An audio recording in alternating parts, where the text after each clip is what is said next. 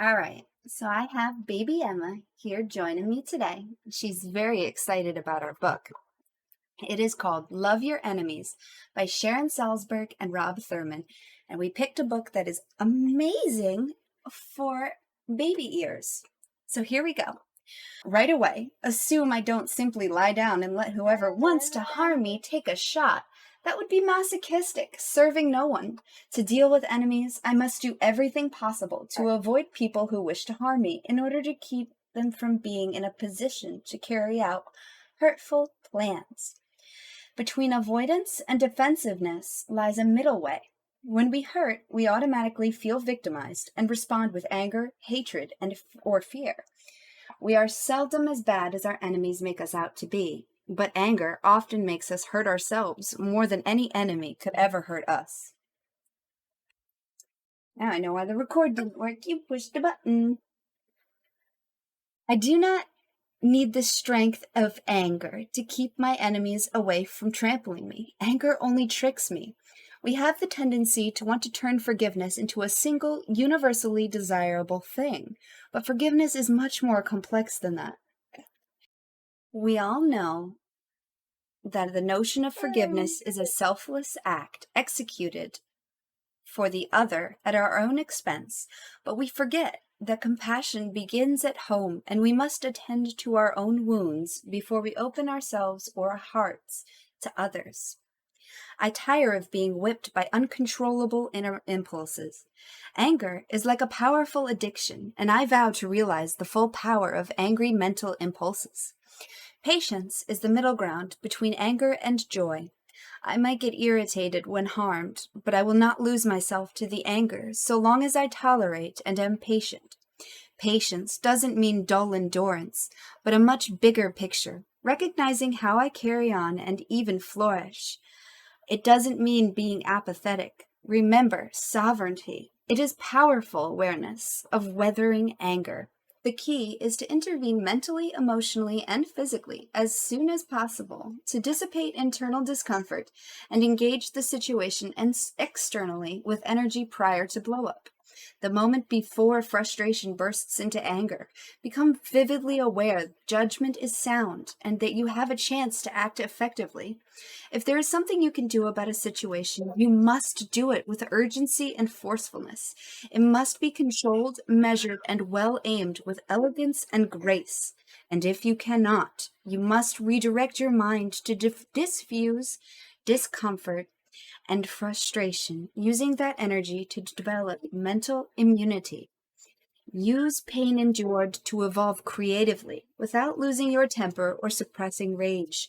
Deepen your determination to never act in that way and cause such pain to another.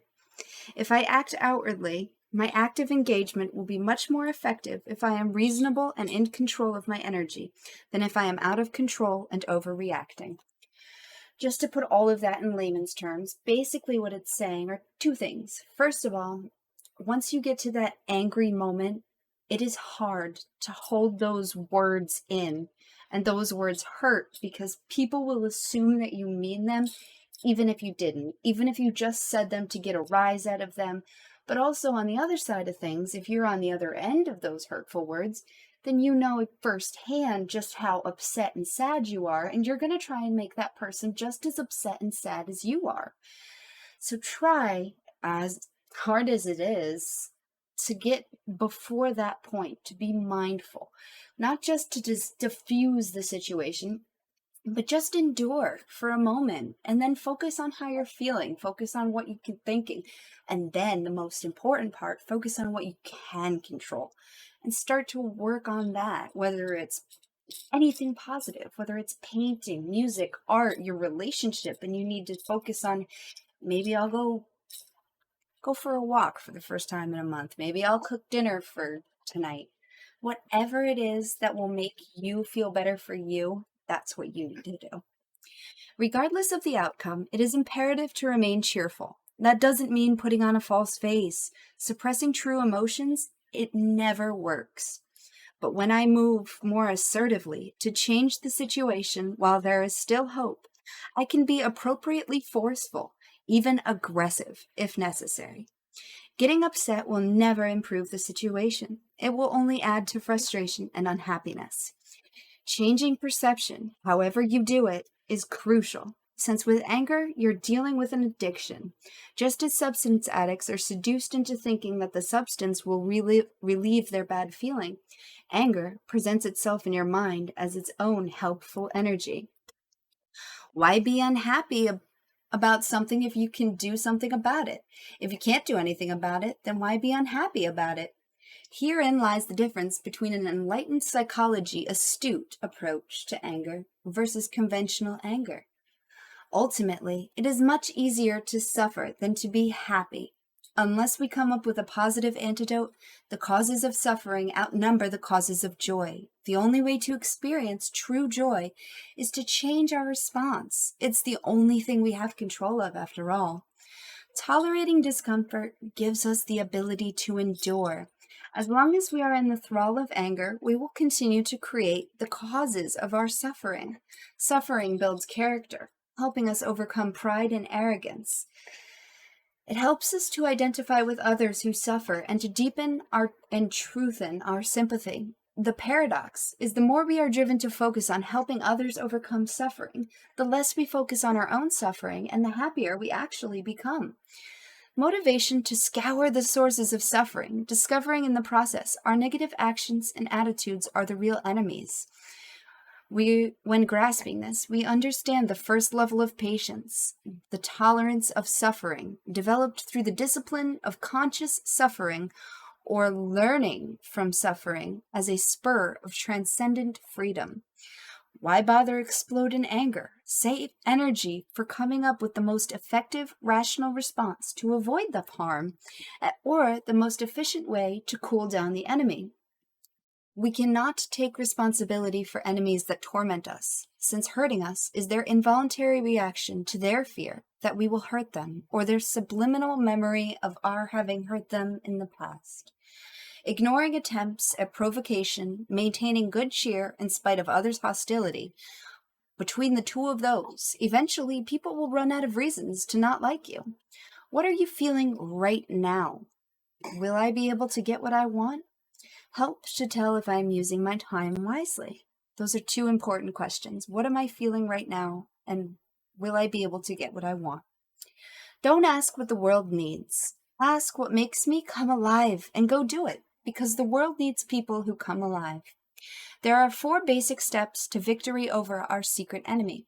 The first challenge is finding the secret enemy, the constant preoccupation that is based on self-identity complex, both as instinct and habit. Number 2, once we find it, we need to observe it, and with penetrating focus, mindfully experience how it works within us, both at the levels of daily focused habit and unconscious instinct. Number 3, becoming conscious of the secret enemy does not immediately rid us of its ill effects. It takes time to flesh it out and erode it, to correct our misconception with wisdom, and to cultivate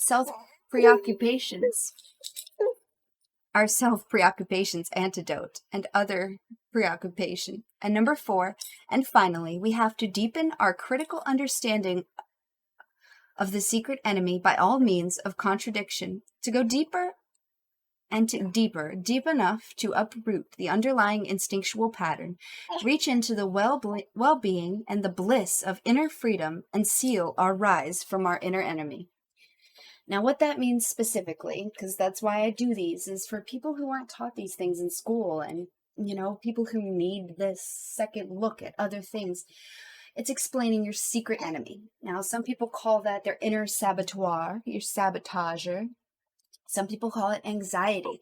Some people call it your worry brain. It's that little voice in the back of your head saying you can't do it. And what this is saying is, step 1, the moment you hear that voice saying you can't do something, or whatever it is saying, that negative sound, that voice, whatever it is, as soon as you hear it, hone in on it. Continue to listen to it, and actually listen to it all the way out. Why don't I feel like I can sit in front of people and talk about these things? Well, because I'm afraid I'm going to mess up. Well, then you make it to the next step. Well, everybody messes up. So It wouldn't be that bad if I messed up in front of people. If I have something I need to share with the world, then I should share it.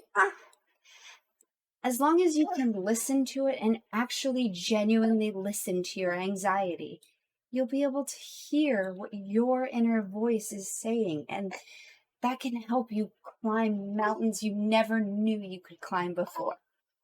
All right, we're almost done, BBM. Observing our secret enemy instead of continuing to complain about the environment. For example, I acknowledge that I've always viewed whatever is going on around me as flawed. It's my own imperfect perception. Now, instead, look at the world and turn my back on misplaced certainty and correct my perception. At first, everything in our soul rebels us against this practice. By taking responsibility is a loving thing to do for yourself. Like extracting a rotten tooth, it may be painful in the short run, but it removes the potential for so much more misery in the long run. If I do great things, but they never seem to succeed, perhaps my motivation was narrowly selfish. If I seek fame and profit for only myself, the greatest deed will go sour. I will feel unsatisfied and want more, and others will sense the lack of heart and lose interest. But when I give up on focusing on myself, even without achieving great deeds, I will feel good. From now on, I can take a vow to create a spirit of enlightenment, cultivating this attitude. I can overcome the obsession with me, myself, and mine. 4 medicinal forces are the fangs, the dog's teeth, that mash the secret enemy of addiction: confession, repentance, and resolve to be positive, intuitive, and have awareness. First, genuinely confess to or acknowledge the negative things I've done. Then I must genuinely resolve now to not do them again. And finally, I must see that there was no good reason to have done them, and there is no excuse to repeat them. This is where we break the chain. Repentance alone is not enough. There are 2 kinds of human relationships: I, thou, and I, it. I, thou is a bond with a person, and I, it is a relationship with a cashier. A transactional relationship. When I get rid of my self-involvement and release myself to become absorbed in my work or in the zone, I disappear. Self-addiction and self-preoccupation are so firmly entrenched that I have constantly remind myself of the danger that they pose to take steps to overcome them.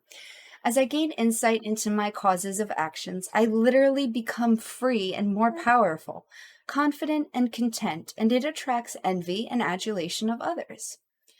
When coasting on the laurels of insight with maximum ambition and minimal effort, I must use intuitive wisdom. Me, my, and mine makes me weak. We humans are skilled beguilers, fibbers, art in getting our own way. We learn it from children. When a parent has something we want, we are ever so endearing. And from a young age, we become adept at hinting for presents, flattering for favors, and stroking for recognition. Teach satisfaction, enjoyment where we have and who we share it with. The sharp edge between anger and grace is not easy to balance on. Before making a choice or decision, think of Tibet's Yao Mapirya, who would ask himself, would I do this if today was my last day? When we are secure in our ability to use patience to overcome anger and hatred, we no longer need to use pain and suffering as an opportunity to develop more patience. When we overcome our self-habit, letting go of a fixed, separate self, we can rest on the awareness that there is a big difference between the enemy and the injured. Once anger is conquered by tolerance, insight, and forgiveness, its ferocious fire is available to be used creatively by wisdom. At this point, it's my choice how to interact with those who are suffering. My choice of how to interact with those who are suffering is no longer conditioned by my need to extract the material of my own development out of the situation, namely someone else's suffering. Like, you're not going to gloat or feel better just because you did something good. It's showing the thin step between narcissist and genuine care. And it's hard because it's very well masked. And if you don't actually take the time to consider why you're doing certain things, you could be on that thimble. I could be on that thimble. We're all on that thimble. It's important to make sure you know the whys of what you're doing. And it's hard to take yourself out of things. Huh, baby Emma?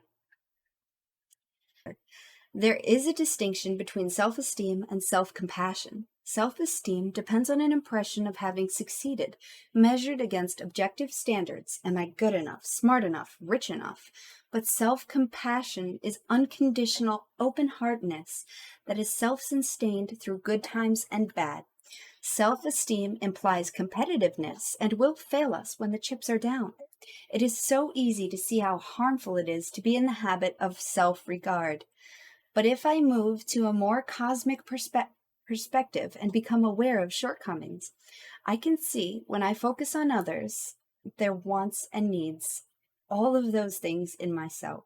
It is easy to see how harmful it is to be in the habit of self-regard. But if I move to a more cosmic perspective and become aware of shortcomings, I can see the cause of my actions. And what a world of difference when I focus on others and their wants and needs, and I become engaged in reaching out to them. Shantideva declared that all happiness in the world comes from the wishing of happiness of others. Delusion or ignorance is the root of all bad, since they depend on maintaining the notion of us versus them. When this delusion is destroyed, wisdom can reappropriate destructive energies and anger's explosive energy can become pure wisdom. Generosity goes hand in hand with loving kindness because the moment of giving, we feel good and goodwill towards the receiving. In peaceful selflessness, I do not feel isolated in some realm outside of relationships I recognize most people delude themselves in. As I rest in my sense of identity, I embody virtue, power, insight, and energy absolutely. I am invulnerable to the face of terror, pain, and death. Even those who feel stuck in a horrible life find hope when they see me. I assure them of a future relief from suffering. 1. It is possible to mete out punishment to the appropriate crime. 2. Rather than lose myself to outrage, try to direct that outrage towards systems that create such anger. And 3, remember the 3 C's: connection, compassion, and courage. Baby Emma, I do think you made it through 2.5 readings of this whole entire book, and baby Emma, I'm so proud of you. You did it. You did it. I'm so proud of you. I only had to edit out like 5 toots. Only 5 toots. Only 5 toots. Tell them how exciting this is. I'm so proud of you. Yeah. I'm so glad you could join me, Emma. And I'm so glad you could join me, and you made it all the way to the end. And we actually had it recording this whole time. I'm so impressed.